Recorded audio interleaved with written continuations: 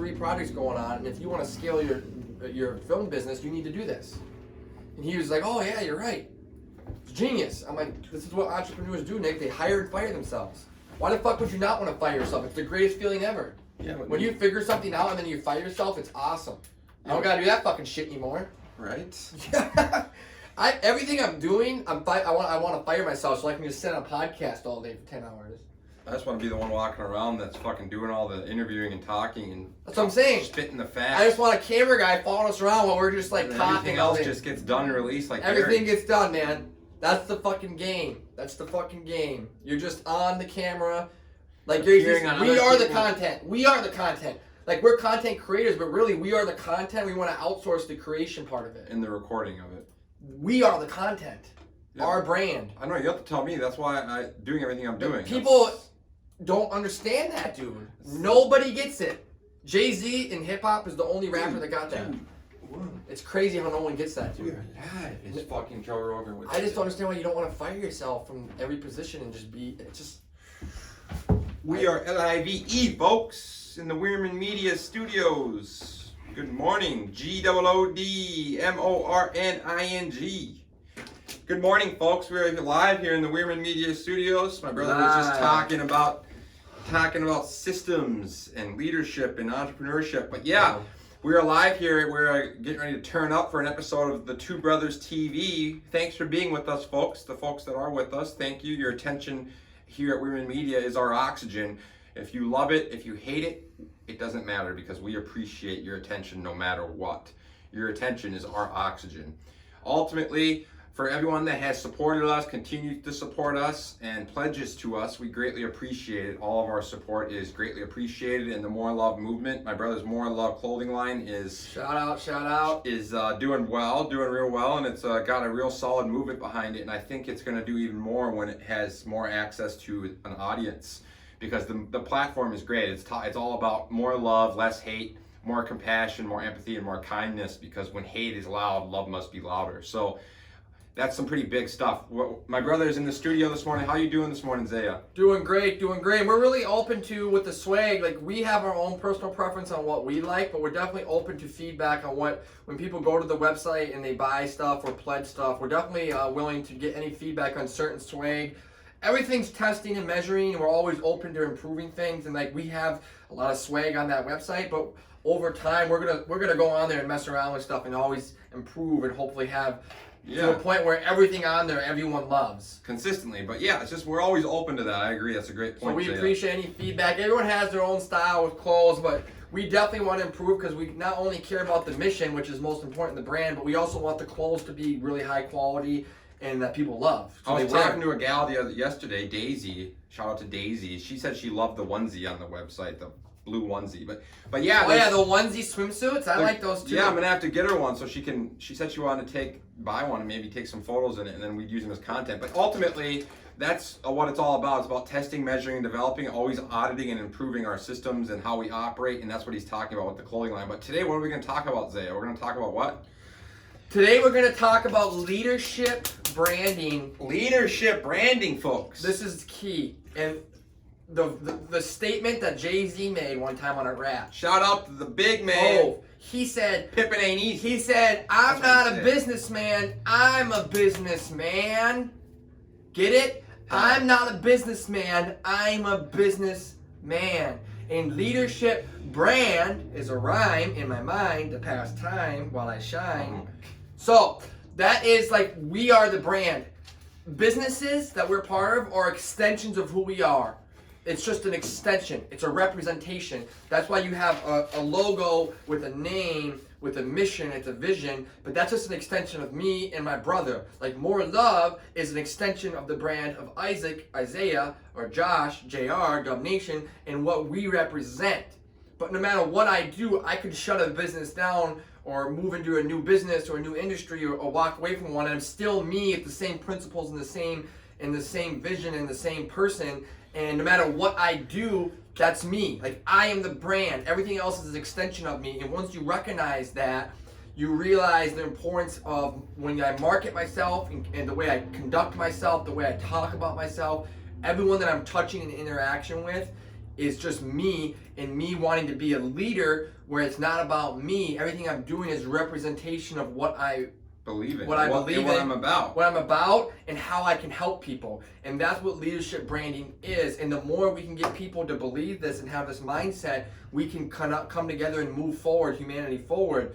But if we make life and business about ourselves and about me and just about monetary transactions and not really investing in human capital and not really investing in these spiritual principles, we aren't practicing leadership, and then everything just becomes a competition, me versus you, win versus lose, and not about connecting and growing and being vulnerable.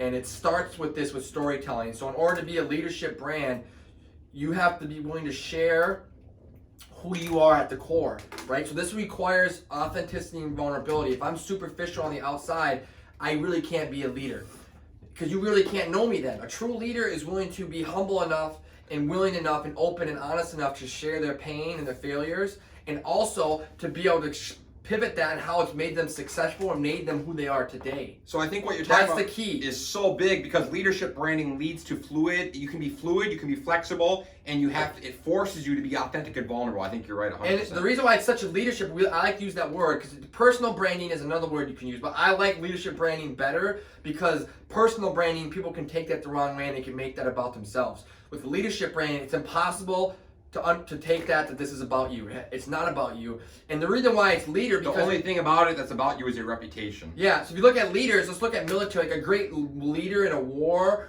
or the country. Thanks for being with us, folks. They motivate people, they inspire people, but not only that, their vulnerability allows other people to be vulnerable and connect.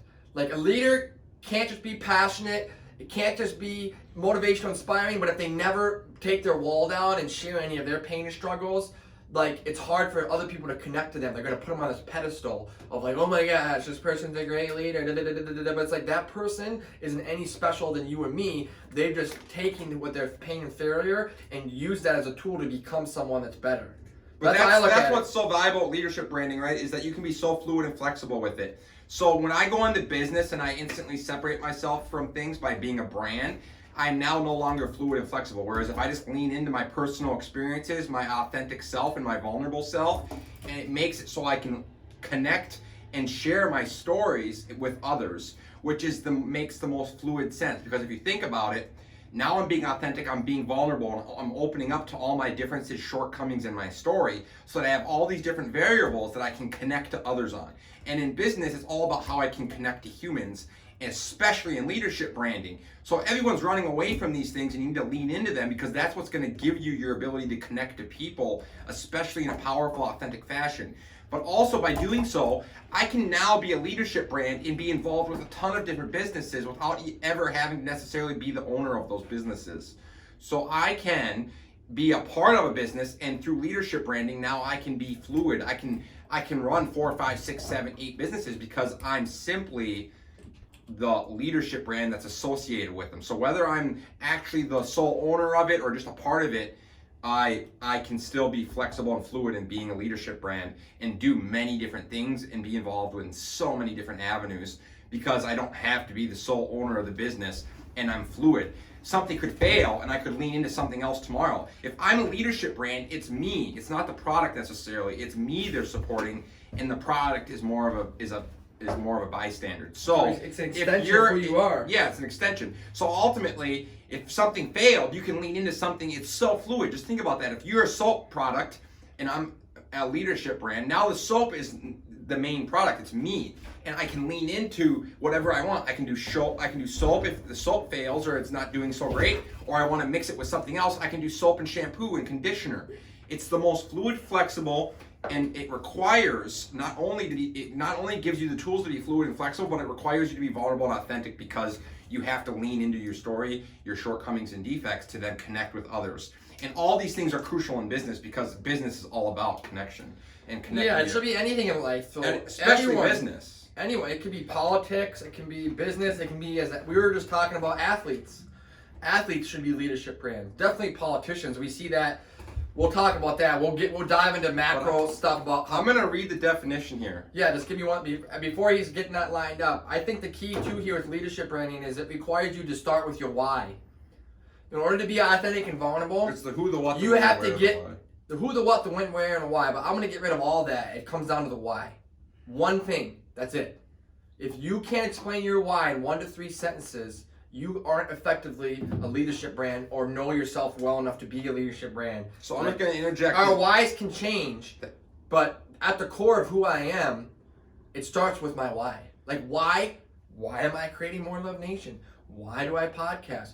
Why do I do what I do? Why do I create what I create as an artist and a musician and an actor? Like, why? Like, that needs to be able to be communicated in 1 to 3 sentences. If you could restate that, Amy, I don't quite understand it. She said, but if the product brand has a message and mission that heed to the brand, it's a lot more challenging.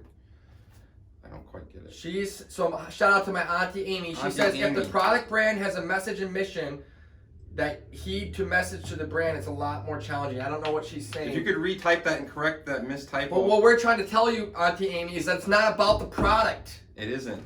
It's about the mission. You're missing it. The point. Like, it's about the product is an extension of who we are and what we represent is the why. Exactly. We are the product. You are the product. And everything that you create, the business is an extension of you, and that you should be the face of that business. Because it personalizes you, allows you to connect. If you have a business that has a soap or t-shirts, but it's not personalized with a message by me and who I represent, there's no connectiveness there. Like we just talked about this. People want to connect. People want to be a part of something that's bigger than themselves. They want to move humanity forward. We want to have purpose. As humans, we are meant to have purpose. We are meant to connect and grow. This is how you do that. If I have t-shirts but I'm never on front of the camera and I'm just showing you photos of hot models and bikinis, where is the connectiveness in that? There's none. Exactly, Zaya. So what she said is if the product brand has a message on a mission that is attached to the brand, then it's a lot more challenging. For example, the brand Beautiful Disaster is a clothing line for women who have been through a lot of stuff or dealt with serious issues but came over the top or came through it in a beautiful fashion. In the message of that brand shares these women's stories and how they've overcome adversity. Awesome. So you're giving a great example, Auntie. So these, in my opinion, that's exactly in sort of what we're talking about. But ultimately, leadership branding would take this to another level. Whoever started that business, whoever started that business should share their story. Should be sharing, and I'm sure they have a similar story to them. Yeah, and that's probably why they started it, Amy. Exactly. So the person that owns that business should lean into that and be like sharing their story more, and that should be the mission of that is what we're saying, Amy. So you just gave a great example. The more powerful, impactful message. It's going to more connect to humans. Everything's about connecting to humans. And what you just said is a great example, but the people then that should share their story, that business should have all employees. Like to me, I think about a business that's leadership branding, then also leaning into it, so what if that company led into the leadership branding and then had their employees do that. Share their stories? Exactly. Because you're going to get people so that want to work. There's other levels that are scalable to this, Amy. And a lot of these businesses, they're not thinking outside the box with leadership branding. And if I'm a leadership brand like that business you just mentioned, if all my employees I hired to those women that had a belief in this, and then they all had a story or someone that believed in it and had them share. You're starting a movement now. You're starting a movement. Exactly. You're starting a movement. But if you don't do that, you're limiting. Instead of just selling a product. But you have to remove your fear and ego and be willing to share your story. Share your pain, your vulnerability, your failure. But that's how we connect. I've learned this, you guys. I've been sober for almost 8 years in recovery. How people stay sober is one thing. It's down to one simple principle. We share our pain, our experience, and our hope with others. People in recovery. That's the exact same concept. That's what we do to stay sober. That is the number one factor that keeps people sober that don't, is we surround ourselves. Spiritual principle, folks. We surround ourselves by other people with similar pains and struggles. And once you realize we come together by sharing that and starting a movement to come together and create a culture and a community to move forward. It's that same principle is in anything, whether it's race, religion, recovery, whatever, abuse, mental health. It doesn't matter. Like it's the same concept. That's what's beautiful. What he's saying is so true. So once we realize that we all deal with pain and suffering in America, it's just a matter of what color and what basket it comes from. We all can do the same exact thing on a larger scale. But this is why it's leadership, because a lot of people won't do this because of fear and ego. Totally. They stay stuck, stagnant in comfort, and they won't. Because what happens when you do this, there are people that will judge and hate you, and and people are afraid of being judged and hated. It forces you to get out in the public eye and get on a platform and start talking. and be real. And She has some more questions, my Auntie Amy. She's on fire today, Auntie Amy. You're on fire, Amy. But I think that's a great point, Zaya, is it requires us to not be money motivated either. A lot of businesses today are money motivated. Exactly, the human and transaction. He just said the why, it's bigger than money. So, okay, so how would you recommend for somebody to start a startup, to start a business, a brand, or a brand with a message? How are you inspire or encourage someone to come up with a message with the brand to represent? So what we're saying, Amy, is that I would recommend you to lean into your story, Amy. Your most valuable tool is your story. Is exactly what we're talking about, is the individual story. So when you go into business, if you ever go into business, one of the things you're going to realize is your ability to connect to people, and it requires to connect to people's emotions and connect to them. If you run an ad, Amy, and it can connect to everyone's emotions and people can relate, they're most likely then going to stop and listen and pause and give you their attention. And attention is the biggest tool in business. Attention is the currency of business. So if you want to start a business tomorrow, you would want to lean into your story and share it in a powerful, authentic fashion at scale. And you would lean into all your stories and all your shortcomings, all your mess ups, all your successes, and you would share them. And that's what you would use to then be your leadership brand. Yeah, and how you do that is simply this, Amy. Auntie, I love you, Auntie Amy. You start off with the who, what, the when, the where, and the why, like my brother said. You need to figure out your why. You would need to sit down. Like if me and my brother were doing this and we were working with you, we would sit down with you and go, who's your what, who's your when, who's your where, who's your why, what do you want to represent? Then the what, the when, the where, we would write all that down, you'd brainstorm, then we'd come up with cool different logo designs, and maybe you try to figure out some cool messages that you would try, and then you would test and measure all those until you figure out, okay, I want to go with this logo, I want this to be my main quote, my few messages that I represent, and this is the type of product or service I want to do, and then we would reverse engineer on how you would get that message out to there and how you would systematically set up a website and an e-commerce platform to connect and through social media do that. But ultimately, Amy, we appreciate your questions, Auntie Amy. That's my Auntie Amy. You have an amazing story. So ultimately,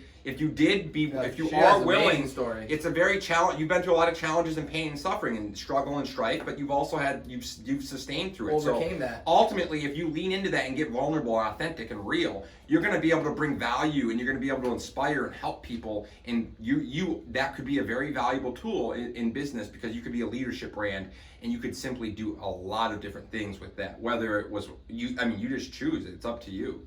But ultimately, it's exactly what my brother just said. No matter who goes into business, it's about leadership. But I wanted to read the leadership definition. Read it. Because this is important. The action of leading a group of people or an organization. The leaders of an organization, a country, etc. is the definition of leadership. Say that again. And giving guidance, direction, and authority. So the definition is the action of leading a group of people or an organization. I think not only that, I think on a deeper level, it's how you do that. So leadership is the act of leading a group or organization, but it's also how you lead. So principles rooted in how you do that effectively, in my opinion, is humility. Humility is rooted in meaning nothing is about me. Humility for me is when I'm always thinking of others and how I can bring them up. Thanks for being with us, folks. That's the key thing in a leader to me, right? Leaders are never thinking about themselves. They're always thinking about others and how they can lift them up. To me, that's one of the humility is the rooted, and the Dalai Lama is one of the best leaders in the world ever. It's a great example. She said, "How can I create a brand or a product with my story, which has been so sad?" Amy, we're doing it. You're watching we're your nephews, and we're doing exactly what we would recommend. So this is exactly it. And yeah. I think the Dalai Lama is a great example. I think Dalai Lama, to me, is one of the greatest examples of a humble leader. A leader isn't about inciting violence. It's not about separating people in competition. A leader is about bringing unity through community. A leader is about humility, and a leader also has to be willing to go work harder and do more than everyone else. Just give me a call, Auntie. We'll make it happen. A leader has to be willing to take more action. A leader can't be sitting on his ass while everyone else works harder than him. A leader has to lead by action. Action is the number one. The leader has to be by action, because you can get a lot of fake leaders out there that talk a lot of talk, but their action doesn't back it up. 100%. So I don't care how a leader speaks, how charismatic they are, how cute they may be, how positive they may seem. That's good, but their actions must back it. I'm a fraud, I'm a fake, I'm a hypocrite if my actions don't back up what I'm saying on this podcast. Like if you see me on this podcast with my brother, and we're talking about more love, and next thing you know, you see us fighting in the street. Other people, me and him might fight, but that's fine. But if you see us fighting other people in the street, we're not being real. I hope that you see me and my brother in the street. We're acting the same exact way on camera as we would be in the street. We'd stop and we talk to you and we engage. We'd say, hey man, how you doing? Thanks for listening to our podcast. Shout out, More Love Nation. We love you too. More Love Nation. Like, that's it. Not only that, I think this caters back to our topic where we talked about respect and appreciation. And a leader, this is really key. A leader has to be really emotionally stable. A true leader doesn't have the luxury of losing their shit. Being impulsive with their emotion. It has to be a mastered state of spiritual fitness like the Dalai Lama, where you never lose that respect and appreciation throughout the process. Yeah, and you're selfless. So to me, I think that's what we lack most in America is leadership branding. It's what we need the most. 100%. People that are willing to freely give of their knowledge and value to others. That's, to me, that definition didn't say that, but when I think of a leader, I think of one, what you just said, Zaya, that has all those qualities. What you just hit on are great, but there's someone that's freely willing to give of their intellectual value and their intellectual insight and perspectives. Someone that's gained maybe through experience or gained through challenges or gained through successes, and then now they're willing to share that freely with others. And I think of Gary Vaynerchuk when I think of it. Gary shares all of his insight, knowledge, and experience and wisdom pretty much freely at scale, and it brings people direction, purpose, and it builds them up and gives them hope. Yeah, I agree. So I think Gary Vee is a good example. The Dalai Lama is a great example. I think there's some athletes that we could touch on that are very great leadership brands in this country. I think there are athletes. Obviously, I don't think they're doing it to what the extent Gary Vee is doing. When my brother talked about Gary Vee, he's doing that to a level where most people aren't.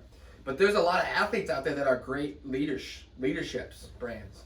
Like Kobe Bryant was a great example of a leader. Yeah, so let me interject quick. The great leadership brand people, Kobe. They do this. They have a purpose, they have values, they have a vision, they have a story, and they connect, inspire, and help develop and influence in wherever they are. So that's exactly what Kobe Doesn't mean they're nice all the time either. No. Sometimes they're blunt and brutally honest. And totally, and I think Kobe's a great example of all these things. Kobe's one of the best leadership brands in basketball and any athlete in the world. What he did, he maximized himself. You know, he is a family man. Like, Kobe was a great example of a leadership brand as an athlete. I can't think of too many more. LeBron James is an amazing example of a leadership brand. What LeBron James has done, what he is doing. Athletes, and me and my brother are talking about this because we want to start working with athletes. We're athletes.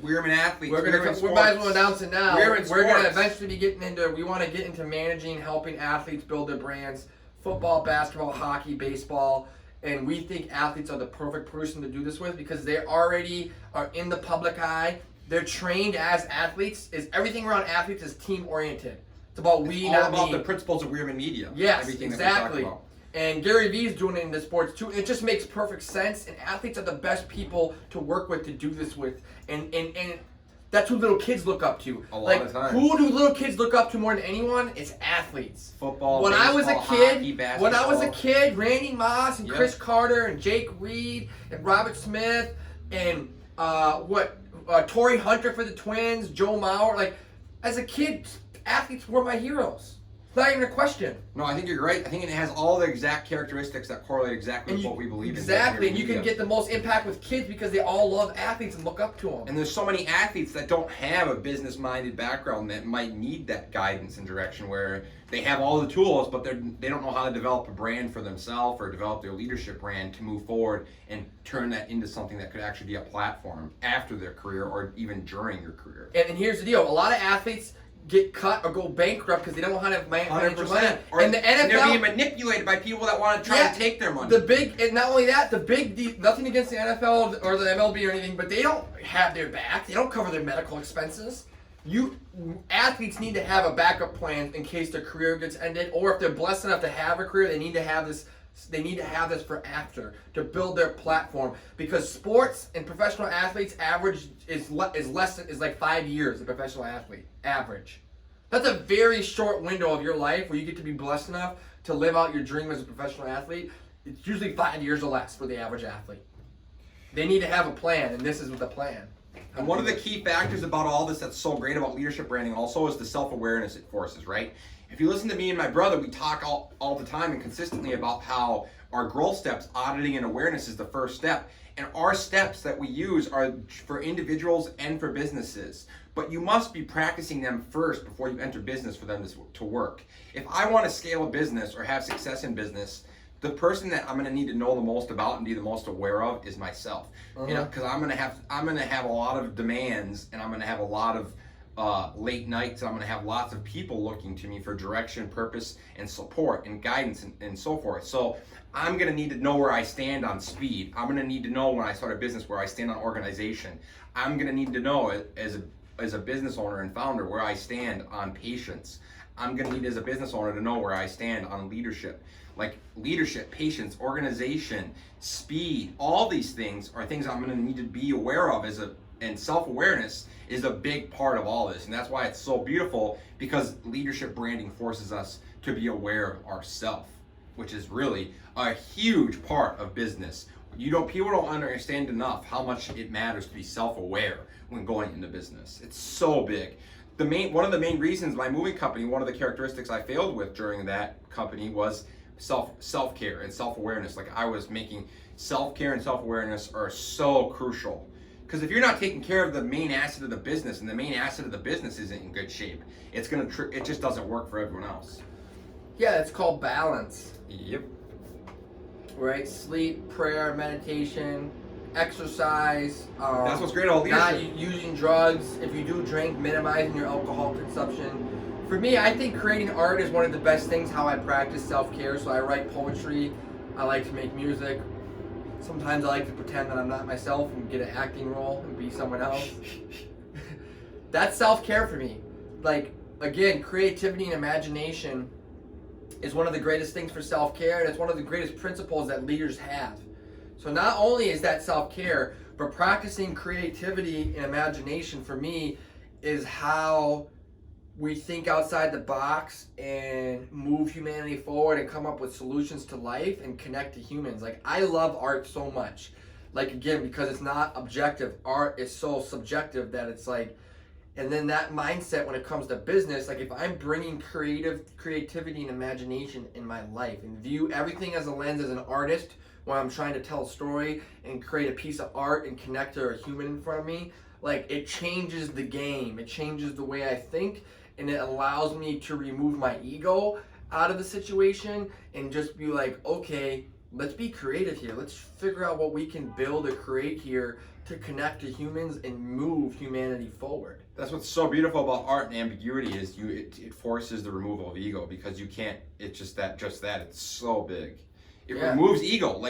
That's why I didn't realize that, Zaya, what you just said is so big until we released our clothing line and I had people criticizing it. It's like, wow, this is driving. It was like the ultimate accumulation of everything. And I was like, I had an aha moment because I realized, wow, ambiguity and creative expression is the primary example of everything that we do and believe in, because it forces you to not be right and wrong. It forces you to be creative and live in the other area of life where it's open-minded and it's not ego, because the only thing that's right and wrong is ego. And if you look at art, it can't be right, it can't be wrong. So that's really incredibly big for me. Yeah, that's a great point. And I think that's part of being a leader too, and that's why I'm using that as an example, because part of leadership branding is you have to be creative. 100%. Some of the best leaders, and open-minded, especially when moments like now happen, when you have moments in time where such a large scale of humanity is affected, a true leader is going to act in a creative way to think of solutions because they care about the humanity and the people they're serving. So another thing about leadership branding is you have to really care about the people you're serving. If you're so selfish where you don't care about other people, right, and if that's where you are in your life, then you're not going to be a good leadership brand. That's key. So the other day I was having a comment session with Gary Vee, and he responded to one of the comments, and he said he thinks some of the most important variables to scaling a business are the characteristics of the founder and his or her personality traits. Most companies never succeed or scale because the founder wants to micromanage everything. And he said the key characteristics were speed, humility, patience, organization, leadership, and all of these as accumulation. Yeah, a great leader is not micromanaging. That's control and ego. That's fear and control and ego. Yep. Micromanaging means you don't trust someone. Don't trust them. Yep. 100%. Like if I'm micromanaging something, 100%. that means I don't trust you. And to me, that's disrespectful. It is. Don't hire me or don't ask me to do something if you're going to micromanage me. It's insulting. It is. 100% agree. But at the same time, if someone's a leader and they're saying this is how we do things, there's a system in place, and you're brand new and you don't even know what the fuck you're talking about doing, and they're telling you to do something, not in an authoritative way, but just like, hey man, this is what works, this is what we do, and you're trying to ignore that, that's something that, because it goes both ways. Thanks, you know what I'm John. saying? Yeah. Because sometimes leaders aren't micromanaging, they're trying to manage people, but the person doesn't want to listen to them. So that's the key. You know what I'm saying? It goes No, but both what ways. you just talked about is so big, especially once you get into business and you realize that trust within an organization, because trust is everything that you're trying to earn in life. If you think about it, relationships are all built on trust. So especially in business, business is all about trust. How you can develop trust with your audience and your consumer and customer. And the best way of doing that is being authentic and vulnerable. But when it comes to hiring, it's even bigger. It's about how you can hire and have people with, like, I was realizing. But you want to hire with people with leadership skills. Yeah, and then have everyone you want to hire should be a leader. And it should be the job they do should be as simple and specific as possible. That's why when we talk about a 4-person team, it makes so much sense because you just have someone that's a math person and an artistic person and a writer, and then the video. And Gary Vee says make the roles as simple as possible so that the trust can be there. It just makes so much sense once you realize it, like leadership branding. And it just, to me, I want to lean into the idea that how we lack so much of it in America, and the humanistic side of it, like how leadership branding is about connection in general to others, and how in general the people in America lack openness, and they lack, like, everyone wants to fit in. Like when we talked about in our episode with honest conflict versus dishonest harmony. Or no, dishonest conflict versus honest what was it? It was something. It's honest conflict versus dishonest harmony. Exactly. But I think it's rooted in selfishness and individuality more than anything. As a country, we don't have the philosophy about collectivism, community. I agree. Now, it doesn't mean we can't be in a capitalistic society and do those things. I think capitalism can be meshed with community and collectivism. I think that's how I think we can optimize our humanity. Is a combination merge capitalism with creativity and imagination, with collectivism and community. That pot, if you stir that pot up, that's a bowl of soup that I want to suck down. I think you're right, though. I think what you just said is crucial, is the balance and the merge of it, because then you have a huge mix of all of them, and it's balanced, and you find, to me, that's where you find the proper balance and mix via testing, measuring, and developing. It's really interesting times, though, and it's super interesting that you look at our leadership. If you think about the leadership that we've had over the last 5 to 10 years, I mean, it's garbage. Yeah. Sorry. For lack of a better term. I love this country. We have a flag in the back. I do love America. And I love America. Maybe I shouldn't say the word garbage. I should be softer. That's not that great. We could be better. I don't want to talk about someone's garbage because our political leaders like Obama and even Trump have both done some good things. Yeah. And it's not easy to be a president or to get into politics or be a leader at all. It's very difficult. I'm not even just talking about politics. But in general, I believe our leaders are vastly failing America and our citizens with what they could be doing. It doesn't mean that we're not in a great country. It doesn't mean we're not doing great. But if you look at our current state, there is so much division and hate in our country. And it's so many factors. But at the end of the day, if you are a leader, it's on you. Like if I'm a leader of a business on a smaller scale, if I own a company, and anything that's divided in my company on that level is my fault as the leader. I have to own that. There's other factors that happen. We get it, but at the end of the day, a true leader has to take accountability. And at the end of the day, the buck stops with you. 100%. And our leaders are not taking accountability for the actions enough. And it's division in our country, and it's really tough to see. Yeah, but at the same time, I agree with what you're saying. The buck stops with them. But I think our leadership in America should be looked at more of a broader sense. I think we look at it right now like it's just the president that we blame, and we need to look at all of our elected officials and say they've let us down. I agree with you. So it's not just one guy. Yeah, I'm That's saying too much our blame. Senate, our House, like we have a government that's structured the way it is for a reason. Yeah, I get what you're saying. Balances each other out. Like you could have a terrible president, and then the other parts To be amazing. Exactly. And it's not going to matter. So we all have to balance it out and realize that overall, our whole government and the elected officials in general have let us down. But not only that, let's look at this. Let's just stop looking at other people. Let's look at ourselves. Exactly. Because we're the ones that elect them. We're the ones that elect all of them. It's a reflection of all of them. It's a reflection of us. And as community, we can only start with me. Leadership starts with me. Exactly. So where am I failing?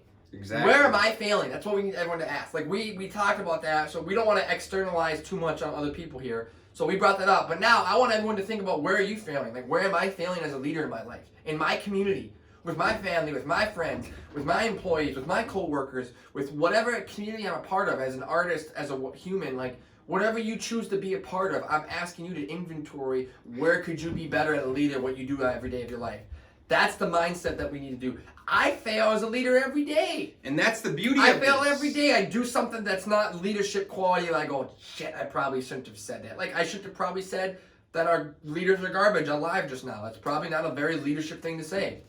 That's probably childish because I'm attacking and taking the inventory of someone else. Well, you weren't being specific though. You were just using a definite. But yeah. But again, that's not a leadership quality. Using an adjective though is not necessarily negative. Yeah, but I hold myself to a higher standard where I never want to talk negative about anyone. That's because that's not what leaders do. Our leadership in America, I'll say it for you, has failed us and been far from par. It's been, as a matter of fact, garbage. So I'll cover up where you let off. I appreciate that. But ultimately, I think the most beautiful thing that my brother's talking about is that if you do lean into it as an individual and we audit ourselves and we gain awareness, you now can start to lean into it and you could start your own leadership brand tomorrow, and you could have a little clothing line or one or two products you start offering. Simple, anything. We're not saying clothing line, anything. You could start and you could lean into your story, like my Aunt Amy was just saying. She's been through a lot. She has a pretty profound story. It's about, and she could start a business where she starts sharing her story, and she could start connecting to hundreds, if not thousands, if not millions of women, and starting a business and a movement. And not just doing it for money, but doing it for the why, the who, the what, the when, the where, the why, the purpose, Impact. the mission, the Impact. Impact is what we're talking about. Leadership, folks. Impact. Actually changing other people's lives and starting a movement and impacting others in a positive light. Legacy. And then doing it, and then making a living doing it, and then it's a snowball effect. Humanity. Exactly. And I'm just ad-libbing Bob. it just starts to snowball, though. It just starts to snowball when you do that, and you're going to start to really feel a lot of momentum. And then once you're doing something you love and believe in, and you got passion, momentum behind it, and you're doing the things that you have to, it starts to build and build and build, and it starts to grow.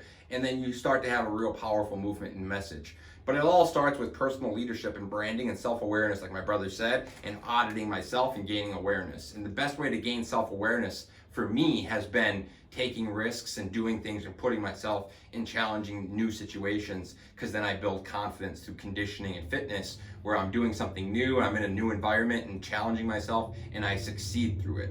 And I come out on the other side bigger and stronger. So to me, that's how I found self-awareness, as well as a few different situations. I've audited my life and my actions and my sex, like all these other things in my life, my inventory on everything, and then I've gained awareness and perspective through that. So to me, I think my brother's totally right that individually we have to look at ourselves. We do. And again, like me and my brother always says, this is really simple, but it's not easy. The hardest things are the Again, simplest. Super simple, but not Makes easy. sense. It's Hard my, to it's master. my favorite quote that I say all the time to people. Like, listen, this is super simple. But It's hard. not easy. This is difficult, but it's very simple. Simple but hard to master. Super simple. And again, and this is why it starts with auditing and inventory. It starts with caring. Like, if you are still selfish, like, I'm sorry, I was at this point in my life at one point.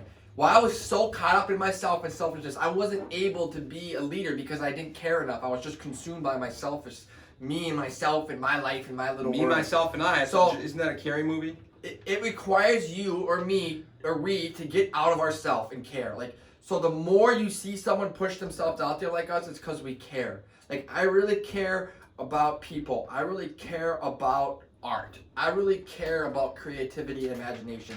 I really care about moving humanity forward. And then that's what we just want people to do. And if you're out there and you feel like deep down you do care, and you think about all this stuff that keeps you up at night, like these stuff that me and my brother talk about, like if this stuff crosses your mind and you see stuff in the media that you don't like, that means you're someone deep down that I feel can be a leader. I think everyone can, but some people lack awareness and they're so caught up in themselves that they're so far away from even being that it's a long road ahead. It's taken me years to get here, you know. But if you're at that point where you already have some form of awareness, where you can tell that you care and you see these things and it irks you the wrong way, I challenge you to do something about that and be a leader and inventory yourself about what you want to add to this world. it can be so many ways. Like, it can be painting, music, film, t-shirts. It could be tattoos. Like, I don't even know. Like, anything creative can be something that's a product that you can bring to the world. So I think that's why I love creativity and art and imagination, because it's like, that's my intellectual property. That is your intellectual property. People don't realize the term intellectual property is the most valuable thing that you have. Intangible assets are all the most valuable. Yeah, so it's like, think about that and combine those together and create something, art, a product, or a service, and give it to the world at scale, because you believe it's going to move humanity forward and connect people. And that is what a leader is to me. And it can look so different than anyone. There's so many different forms of it. And then we have to use social media to get that out there. Because you can it's reach. the only way we can reach. It's it just to the large reality. audience. You can, because if you do it, say you want to do what he just said tomorrow, you can do it on social media, and you can reach people in every single continent. That's mind-boggling. So we're not even talking about leadership in America. This is international leadership now. You can become your ability to connect with others. You can do it instantly. You can become. That's actually mind-boggling that me, my brother, or you could be international leaders within a year or two. By turning on, you can do it. So that's another great point Gary talks about. Impacting one person's life is enough, right? So it's huge. Even if you just turn on your phone tomorrow and you impact one, you could arguably be considered. You're moving it forward than the average person. Exactly. That's so powerful if you think about it. We're international leaders now. International. But that's the thing that's interesting. But that can feed your ego. I'm an international leader. But here's the thing: people realize that's what the what is. That's what our what is here at Women Media. The what and the why is to move our species forward via unity. So after doing a lot of research through our time on this earth and having success and struggles, I'll read that question shortly. I've discovered that diving into the scientific research of it, that as a species, the reason we're able to dominate, I have an episode on my podcast about this, is because we've dominated so much as a species, as humans, because of our ability to communicate our realities, but also create new realities. And our new realities are inventions or creations that we come up with.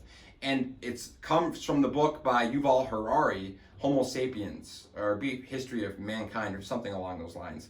And so if we can communicate at a large level, because that's why I talk about the level at which we communicate directly correlates with the level at which we cooperate, create, etc. But in order for us to cooperate, it requires us to communicate. So the level at which we cooperate directly correlates with the level at which we communicate. So if you look at the characteristics of humans and our species and sustaining, our strength comes from a collective level, not on an individual level. So that's why we have to find ourselves through self-awareness to then come together and share our stories in a powerful, authentic fashion, which is what we are, is a modern-day media company that's based in the modern-day communication avenues, which is social media channels where all the attention and communication is happening. So the modern-day communication has become very digital, and that's what Women Media is all about, is using the written word, photo, and video to share your story in a powerful, authentic fashion, which is our fictional story, which everything's a fictional story.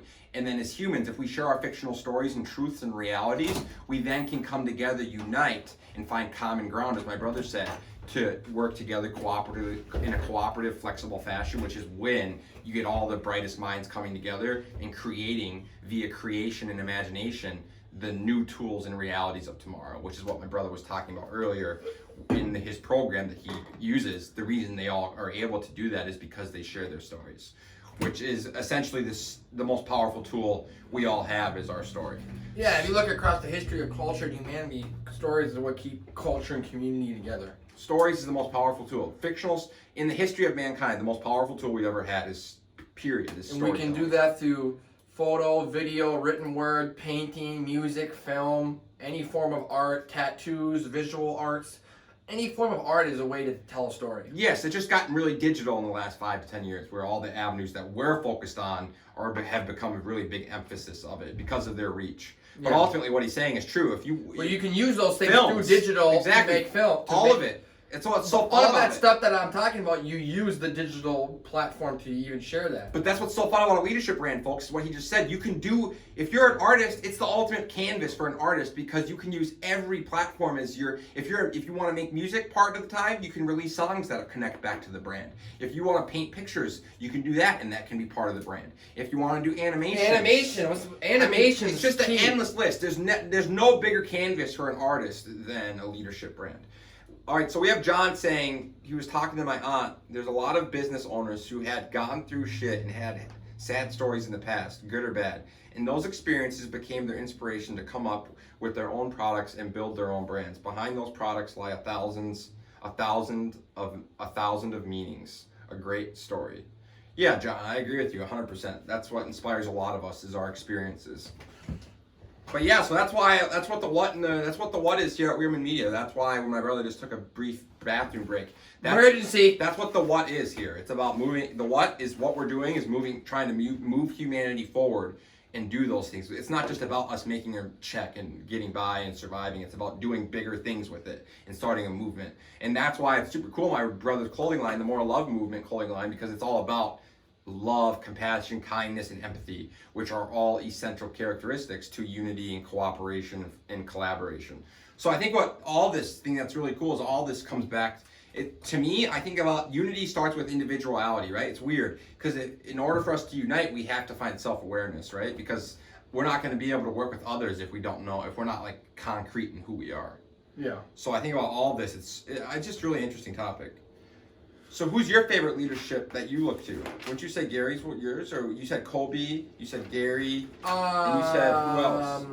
I think, the Dalai Lama. Yeah, the Dalai Lama, man, he's the best. He's my favorite book. He has my favorite book of all time. The Dalai Lama. Yeah, I think he is. I would put Kobe up there. I would put Gary Vee up there. I would put my mom. Yeah, I'd say so. I think mothers, I think if you have a great mom, I think great moms are some of the best leaders because if you look at what it takes to be a great mom, it's completely selflessness. But who do you think is out there? It's just interesting because when I think about it, I want to ask you and on live, who's giving freely of intellectual value the most? Well, yeah, on social media, Gary Vee is tough to beat because America charges. He's a media expert and he understands all of us, and that's where we get a lot of his content from and his message. So I mean, Gary Vee. But intellectual value usually costs money. It's so interesting.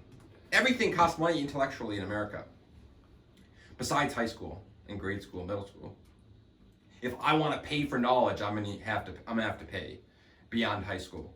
Yeah, I mean, I just shared the three. I just told you, Gary Vee, no, I think those are great. Kobe Bryant, and the Dalai Lama. I think there are I think those are great examples. Some writers and artists that are great leadership brands. I really look up to artists a lot. I think Jay-Z in hip-hop is a really great leadership brand. I think he has done a lot for with black culture and black people in America, and he's helped out a lot of artists and mentored them. I think that's someone I look up to. Athletes, I already named Kobe.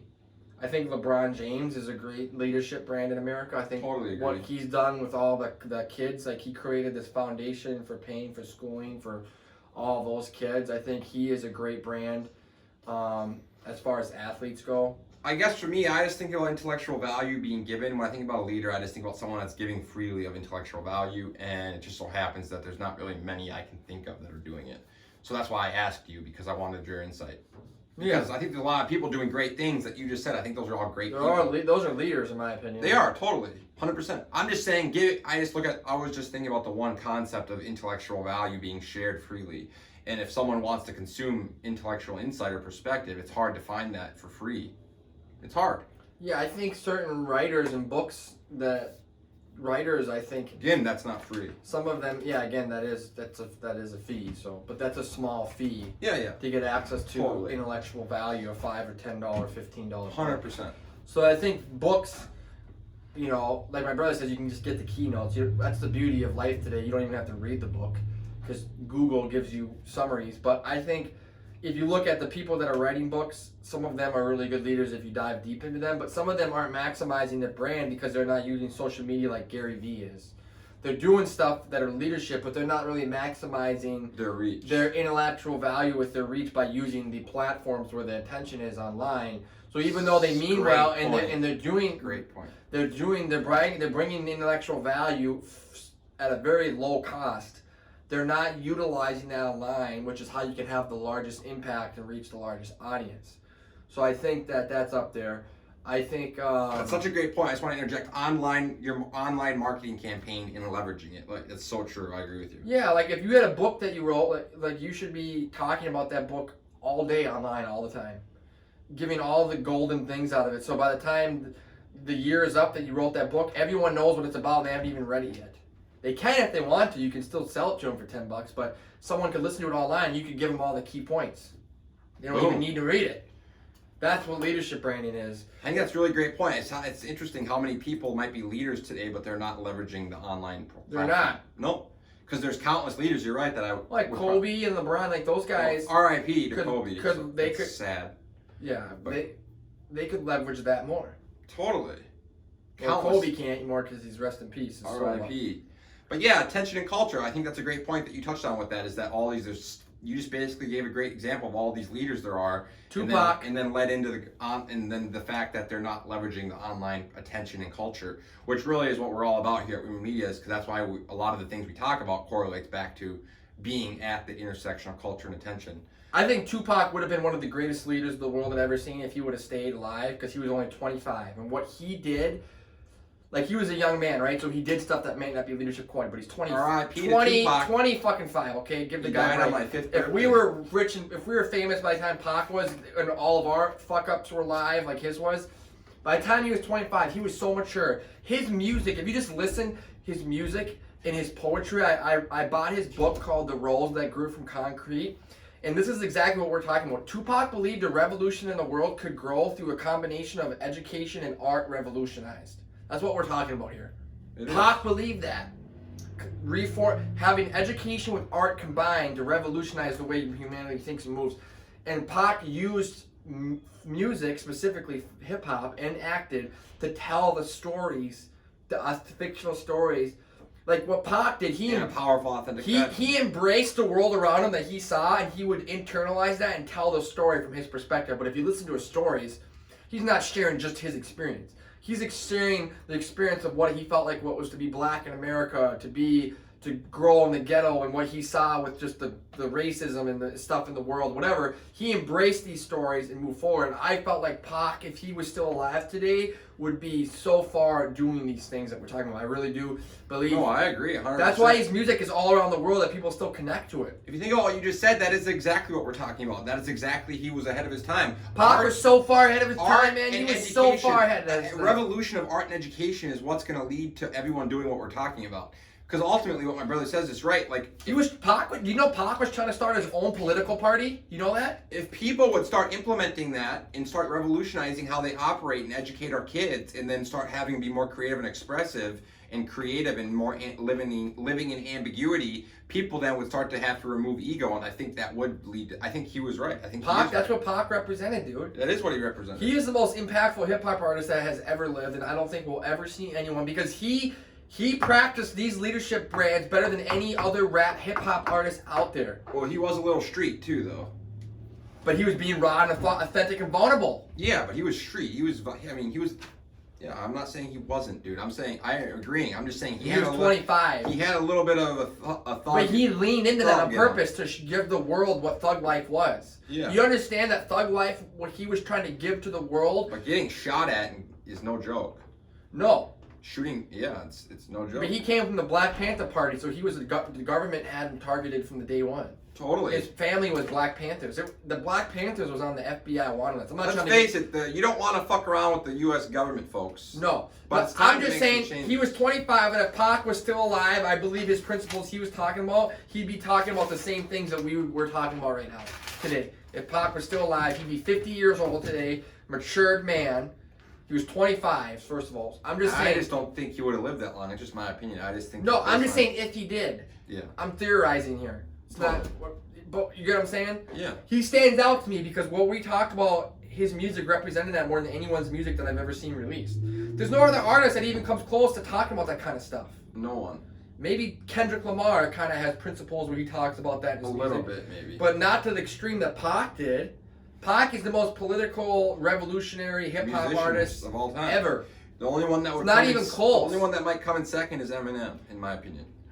His message wasn't even close. No, but his cultural skill-wise and cultural influence in hip-hop, but his music doesn't transcend race and humanity forward across the world like Pac has. He did transcend race, though, in America. Well, he transcended race and hip-hop in becoming a rapper. but it's not the same thing like Pac's music. What the content of his music is what I'm saying. Eminem's rap never rapped about that kind of shit.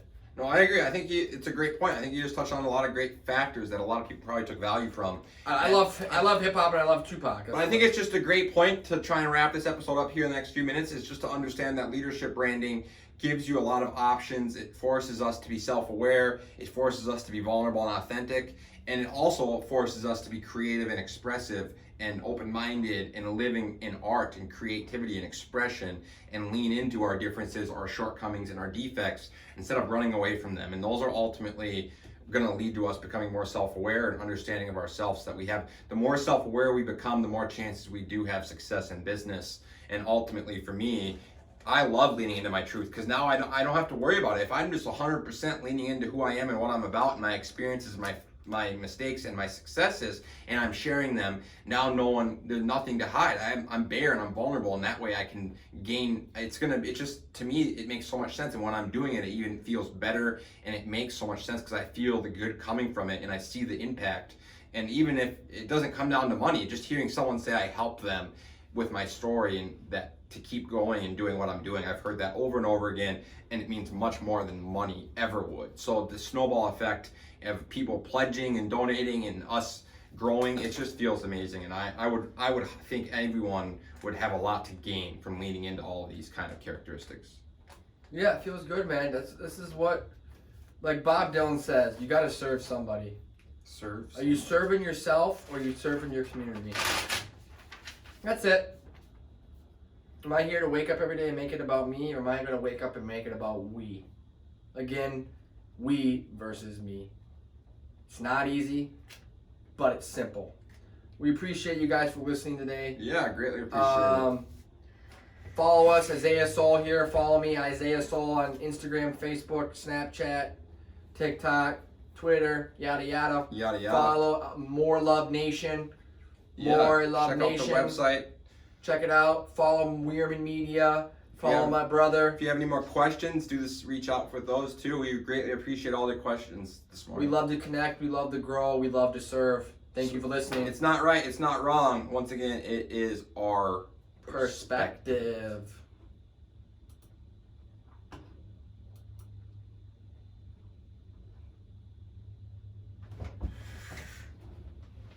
Amy said she wants to start a clothing line.